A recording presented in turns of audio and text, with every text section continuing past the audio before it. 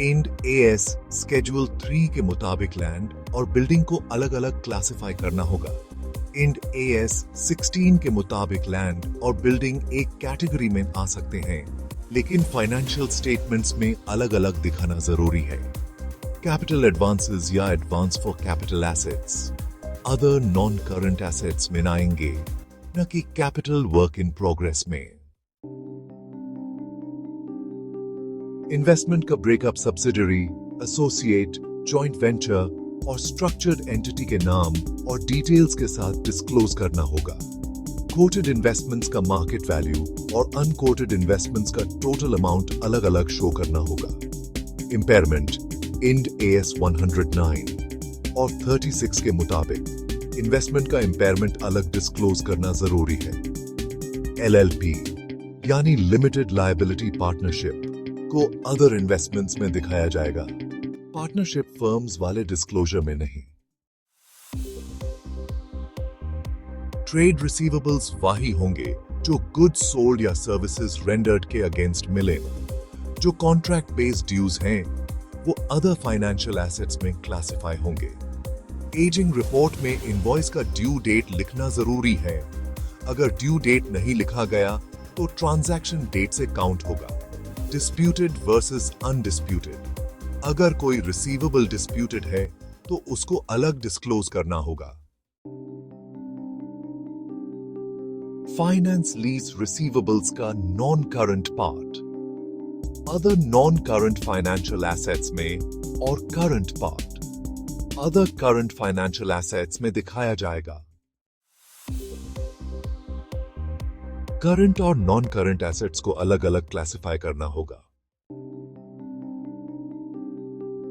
Cash on hand और bank deposits cash equivalent होंगे। Bank overdraft borrowings में आएगा, न कि कैश इक्विवेलेंट में।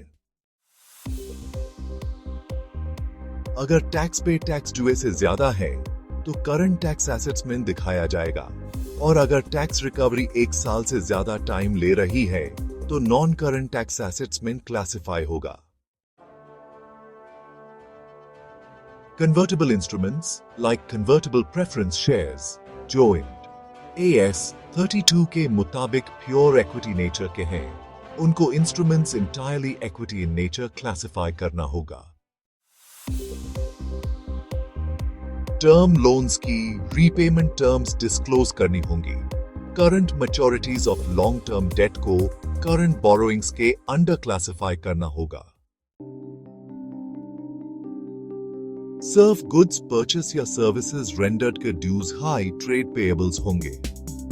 अगर पेमेंट का ड्यू डेट लिखा नहीं है तो ट्रांजैक्शन डेट से काउंट होगा।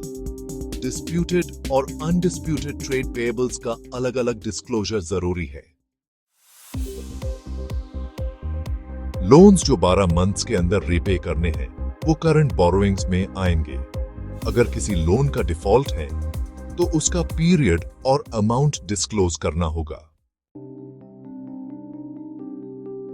ट्रेड डिपॉजिट्स और सिक्योरिटी डिपॉजिट्स जो फाइनेंशियल लायबिलिटीज नहीं है, उनको अदर्स के अंडर क्लासिफाई करना होगा। अगर कंपनी किसी और के लोन की गारंटी देती है तो वो कंटिंजेंट लायबिलिटी होगी, लेकिन अगर कंपनी अपने ही ऑब्लिगेशन को फुलफिल करने के लिए गारंटी इशू करती है तो उसको कंटिंजेंट लायबिलिटी नहीं दिखाना चाहिए। अगर कंपनी इनडायरेक्ट टैक्सेस जैसे जीएसटी या वीएटी सिर्फ कलेक्ट कर रही है तो रेवेन्यू नेट ऑफ टैक्स होगा। अगर कंपनी एज प्रिंसिपल काम कर रही है तो रेवेन्यू को ग्रोस शो करना होगा। एक्सेप्शनल आइटम्स अलग से डिस्क्लोज करनी होंगी, जैसे inventory right downs, restructuring costs, asset disposals, litigation settlements, discontinued operations.